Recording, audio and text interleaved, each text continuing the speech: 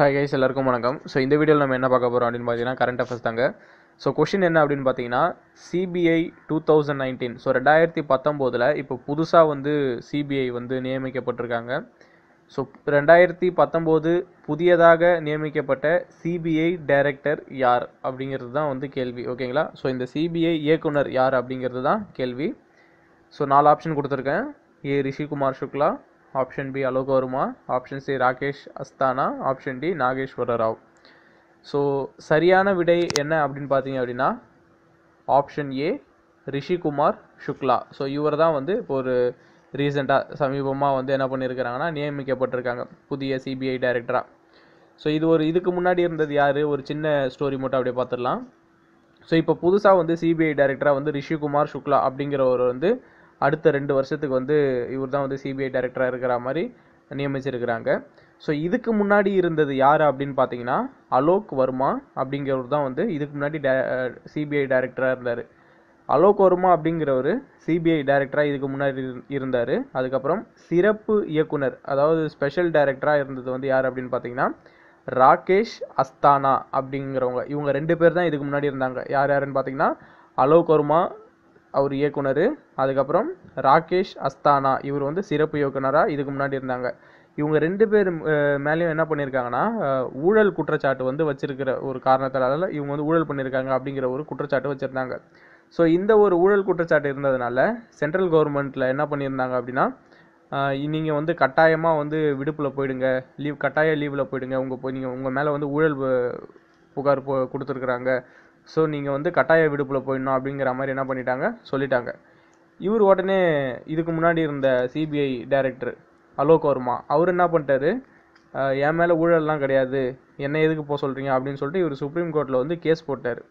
So supreme court என்ன சொல்லிச்சு, இவர் எதுக்கு நீங்கள் வந்து கட்டாய லீவில் அனுப்புகிறீங்க, கட்டாய விடுப்புலலாம் அனுப்ப வேண்டிய அவசியமே கிடையாது, நீங்கள் உங்களுடைய பணியை தொடரலாம் மிஸ்டர் அலோக் வர்மா அப்படின்னு வந்து சுப்ரீம் கோர்ட் வந்து சொல்லிட்டாங்க. ஸோ சுப்ரீம் கோர்ட் அப்படி சொன்னதுனால சென்ட்ரலில் மறுபடியும் என்ன பண்ணிட்டாங்க, என்னடா இது நம்ம இவ்வளோ தூரம் சொல்லியும் வந்து இந்த மாதிரி போட்டாங்களே, ஸோ அலோக் வர்மா என்னென்ன ஊழல் செஞ்சுருக்கிறாரு அப்படின்ட்டு வந்து நம்ம கண்டிப்பாக அதுக்கான ஆதாரங்களெல்லாம் வந்து கேதர் பண்ணணும் அப்படின்னு சொல்லிட்டு என்ன பண்ணியிருக்கிறாங்க அப்படின்னு பார்த்தீங்கன்னா மோடி, அதுக்கப்புறம் வந்து அந்த ஒரு குழு, மோடி சார்ந்த குழு, ஆப்போசிஷன் பார்ட்டியோடைய தலைவர், அதுக்கப்புறம் நரேந்திர மோடி, அதுக்கப்புறம் chief justice of India, supreme கோர்ட்டோட சீஃப் ஜஸ்டிஸ், ஸோ இவங்கெல்லாம் சேர்ந்து என்ன பண்ணியிருக்கிறாங்க, இவருக்கான ஊழல் குற்றச்சாட்டுகளை வந்து அதுக்கான ஆதாரத்தை வந்து என்ன பண்ணியிருக்கிறாங்கன்னா சொல்லியிருக்கிறாங்க இந்த மாதிரி கோர்ட்டுக்கு. ஸோ சொன்ன உடனே இவருடைய பதவி வந்து நீக்கப்பட்டுட்டாங்க. ஸோ இவருக்கான ஆதாரங்கள் வந்து ஸ்ட்ராங்காக இருக்குது, இதுக்கு முன்னாடியாவது இல்லாமல் இருந்தது, இப்போ வந்து ரொம்ப ஸ்ட்ராங் ஆகிடுச்சு, எங்ககிட்ட எல்லா ஆதாரங்களும் இருக்குது அப்படின்னு சொல்லிட்டு என்ன பண்ணிட்டாங்க, இந்த அலோக் வர்மாவை சென்ட்ரல் கவர்மெண்ட்டில் என்ன பண்ணிட்டாங்கன்னா தூக்கிட்டாங்க இவரை பதவியிலேருந்து. இவர் மேலே ஊழல் குற்றச்சாட்டு கொடுத்தாங்க, கட்டாய விடுப்பு கொடுத்து வெளியே அனுப்பிச்சாங்க.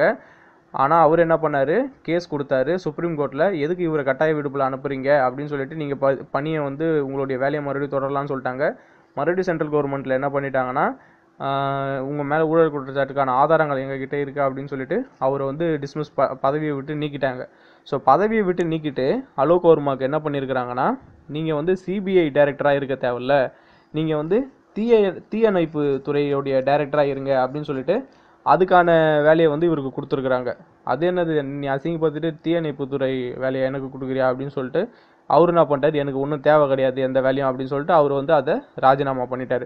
ராஜினாமா பண்ணிவிட்டு ரொம்ப நாளாக வந்து காலியாக இருந்த இடத்துக்கு வந்து என்ன பண்ணாங்கன்னா தற்காலிகமாக இடைக்கால டைரக்டர் சிபிஐக்கு அப்படின்ட்டு வந்து தற்காலிக டைரக்டர் அப்படின்ட்டு நாகேஸ்வர ராவ் அப்படிங்கிற ஒரு ஆளை வந்து நியமித்தாங்க.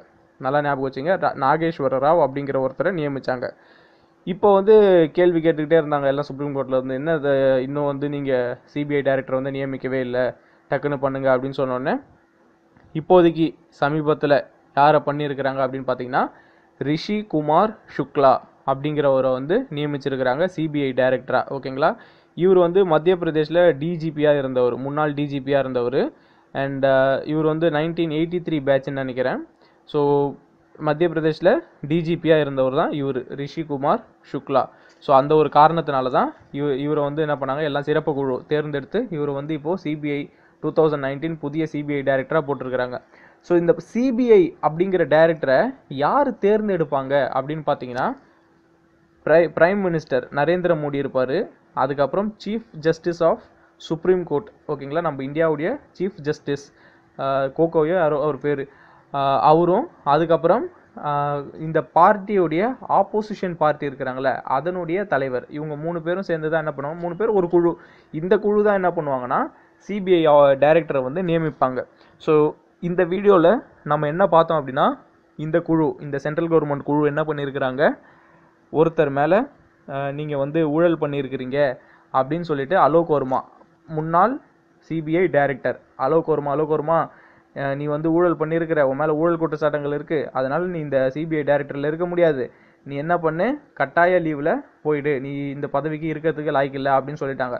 அலோக் வர்மா என்ன பண்ணிட்டாரு, என் மேலேயே நீ ஊழல் குற்றச்சாட்டு போட்டு என்னை கட்டாய லீவில் அனுப்புறியா, நான் சுப்ரீம் கோர்ட்டில் கேஸ் போடுவேன், சுப்ரீம் கோர்ட்டில் கேஸ் போட்டார். சுப்ரீம் கோர்ட்டில் என்ன பண்ணிட்டாங்க, அலோக் வர்மா மேலே தேவையில்லாமையா இந்த மாதிரி பண்ணுறீங்க, எந்த ப்ரூஃபுமே இல்லையே, அதனால் அவர் கட்டாய லீவ்லலாம் போக தேவையில்ல, அவருடைய வேலையை அவர் கண்டினியூ பண்ணட்டும் அப்படிங்கிற மாதிரி சொல்லிட்டாங்க.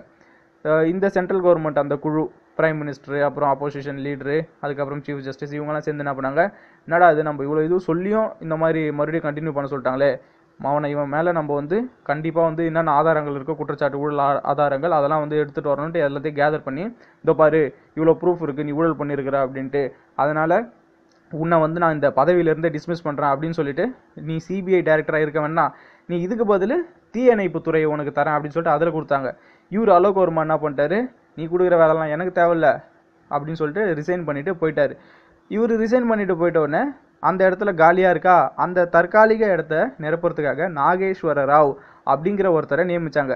ஸோ இன்னிய வரைக்கும் புதுசாக ஆளை வந்து நியமிக்கல சிபிஐ டைரக்டராக. நாகேஸ்வர ராவ் தான் வந்து தற்காலிக சிபிஐ டைரக்டராக இருந்துகிட்டு இருந்தார். உடனே எல்லாருமே கொஷின் கேட்ட உடனே, ஏன் டக்குன்னு நீங்கள் நியமிக்கலன்னொடனே, சரிப்பா இருப்பா நாங்கள் டக்குன்னு நியமிக்கிறப்பா அப்படின்னு சொல்லிட்டு இந்த குழு, அதாவது பிரைம் மினிஸ்டர், அப்புறம் ஆப்போசிஷன் பார்ட்டி லீடரு, அப்புறம் chief justice of supreme court, இவங்கெல்லாம் சேர்ந்து என்ன பண்ணாங்க, எல்லாம் தீர்ந்து எல்லா டீட்டெயில்ஸ்லாம் கேதர் பண்ணி ரிஷி குமார் சுக்லா அப்படிங்கிற ஒரு ஆளை வந்து சிபிஐ டைரக்டராக வந்து நியமிச்சிருக்கிறாங்க 2 வருஷத்துக்கு, ஓகேங்களா. இந்த ரிஷி குமார் சுக்லா அப்படிங்கிறவர் மத்திய பிரதேஷில், இவரும் வந்து டிஜிபியாக வந்து பதவி வகித்தவர் தான், ஓகேங்களா. ஸோ இந்த வீடியோவில் கிளியராக ஒரு சின்ன ஸ்டோரி மாதிரி உங்களுக்கு கிளியராக புரிஞ்சிருக்கும் அப்படின்னு நான் நினைக்கிறேன், ஓகேங்களா. ஸோ இதில் அந்த குழு அப்படின்னு சொன்னால் பார்த்தீங்களா, சிபிஐ குழு அப்படின்ட்டு. ஸோ இப்போ அந்த சிபிஐ பொறுத்த வரைக்கும் நீங்கள் என்ன பண்ணணும்னா எல்லாத்தையுமே தெரிஞ்சுக்கணும். இதுக்கு முன்னாடி யார் இருந்தா, இப்போ யார் இருக்கா, யார் இவங்களை வந்து நியமிக்கிறாங்க, எத்தனை நாள் இவங்க இருக்க போகிறாங்க அப்படிங்கிற விஷயங்கள்லாம் தெரிஞ்சுக்கிட்டிங்கன்னா உங்களுக்கு ரொம்ப யூஸ்ஃபுல்லாகவே இருக்கும், ஓகேங்களா. So thank you so much.